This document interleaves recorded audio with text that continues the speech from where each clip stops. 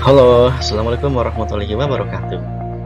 Channel Milenial Guruku kali ini akan membahas tentang teks eksplanasi kelas 8. Baik, sebelum dimulai pembahasannya, silakan untuk melakukan subscribe dan nyalakan lonceng notifikasinya ya, bagi yang belum menyalakan. Nah, teks eksplanasi yang akan dibahas dalam video ini berisi tentang ciri-ciri, struktur, dan aspek kebahasan apa saja yang ada di dalam teks eksplanasi. Nah, sebagai pengantar, saya akan tampilkan beberapa gambar berkaitan dengan apa sih itu teks eksplanasi. Nah, gambar pertama ini berkaitan dengan peristiwa alam, yaitu bencana gunung meletus. Kemudian yang kedua, ada fenomena sosial berkaitan dengan kehidupan di kota, kemacetan, kesemrawutan. Dan ini adalah gambar ketiga berkaitan dengan fenomena anak muda zaman sekarang beberapa tahun belakangan yang semakin gemar untuk melakukan pendakian gunung, betapa keramaian terjadi di atas puncak gunung. Dan yang terakhir, yang fenomena sekarang masih kita rasakan dan masih kita laksanakan adalah fenomena pemakaian masker di saat pandemi. Nah, beberapa gambar yang tadi ditampilkan adalah sebagai gambar pemantik yang berkaitan dengan teks eksplanasi. Teks eksplanasi bisa saja berasal dari fenomena-fenomena gambar-gambar yang tadi ditampilkan ya untuk dituliskan. Jadi, teks eksplanasi menjelaskan hubungan peristiwa atau proses terjadinya sesuatu. Explain, proses terjadinya sesuatu, terjadinya fenomena alam, terjadinya fenomena sosial, seperti yang ada di dalam gambar tadi. Berikutnya, apa saja ciri-ciri teks eksplanasi ya? Itu yang pertama adalah teks eksplanasi mengandung peristiwa atau kejadian, menjelaskan peristiwa alam maupun sosial maupun budaya. Kemudian yang kedua, teks eksplanasi adalah proses. Ini menjelaskan proses awal, pas, dan pasca atau dampak terjadinya peristiwa. Kemudian yang ketiga, teks eksplanasi mengandung kronologis. Jadi peristiwa dijelaskan secara berurutan atau secara kronologis. Yang keempat, teks eksplanasi mengandung fakta atau data-data berkaitan dengan peristiwa yang nyata terjadi. Dan yang terakhir, teks eksplanasi mengandung ciri kausalitas atau sebab akibat, menjelaskan peristiwa, terjadinya peristiwa berdasarkan sebab akibat. Nah, itu ciri-ciri teks eksplanasi. Mudah-mudahan bisa dipahami ya adik-adik. Selanjutnya, setelah ciri-ciri teks eksplanasi, lanjut ke bagian struktur teks eksplanasi yang terdiri atas 3 bagian. Yang pertama adalah identifikasi fenomena, yang kedua rangkaian kejadian, dan yang terakhir adalah ulasan atau penutupnya. Identifikasi fenomena ini adalah mengidentifikasi sesuatu yang akan diterangkan apa. Jadi semacam pengantar sebelum masuk ke kejadian atau proses terjadinya peristiwa itu. Kemudian rangkaian kejadian berisi tentang rangkaian kejadian atau peristiwa yang disusun sesuai dengan pola sebab akibat atau kronologis.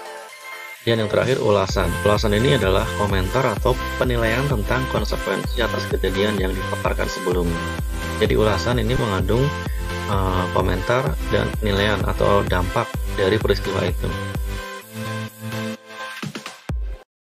Nah, itu tadi struktur teks eksplanasi. Mudah-mudahan sudah cukup bisa dipahami ya.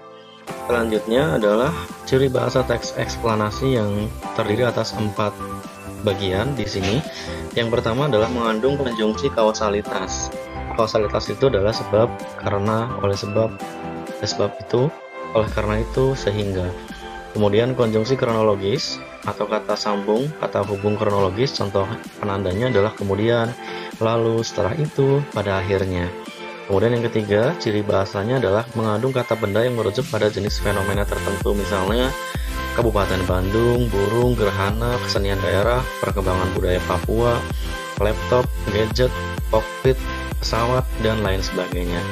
Kemudian yang terakhir adalah kata teknis. Nah, kata teknis ini adalah kata yang berhubungan dengan istilah-istilah bidang tertentu. Misal dalam bidang IPA maka ada istilah fotosintesis, kemudian epidermis misalnya. Dalam istilah dirgantara ada istilah kokpit, black box, Dalam istilah lingkungan mungkin ada istilah ekologi. Selanjutnya adalah bagaimana langkah untuk menyusun teks eksplanasi. Tentu yang pertama harus dilakukan adalah menentukan topik atau isu apa yang akan dibahas. Kemudian yang kedua adalah kumpulkan data sesuai dengan topik yang ditentukan sebelumnya.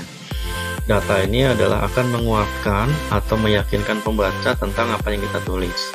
Kemudian yang ketiga adalah menyusun kerangka teks. Kerangka teks berarti adalah menyusun poin-poin atau pokok-pokok informasi sesuai dengan struktur teks eksplanasi tadi.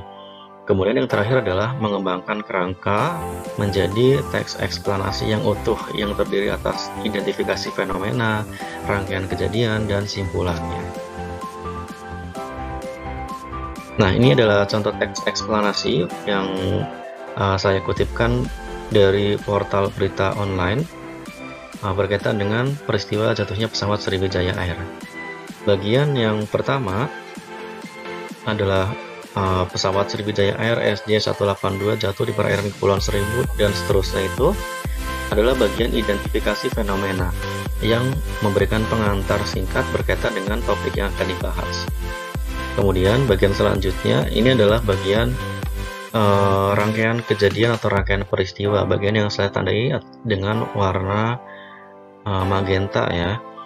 Nah, ini adalah bagian rangkaian kejadian. Di situ tertulis pukul 14.36, kemudian pukul 14.40 menandakan rangkaian kejadian dituliskan secara kronologis. Dan yang terakhir yang bagian berwarna biru ini, Presiden Joko Widodo memberi arahan kepada tim Basarnas merupakan bagian simpulan. Oke, saatnya untuk kuis. Silakan jawab kuis berikut di dalam kolom komentar boleh, ataupun di dalam buku catatan masing-masing ya. Temukan kata yang termasuk konjungsi kausalitas. Silakan dijawab di buku masing-masing, atau kalian boleh juga menjawabnya di dalam kolom komentar.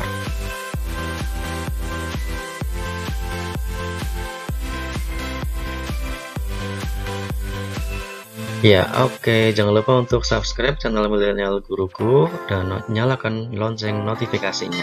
Terima kasih.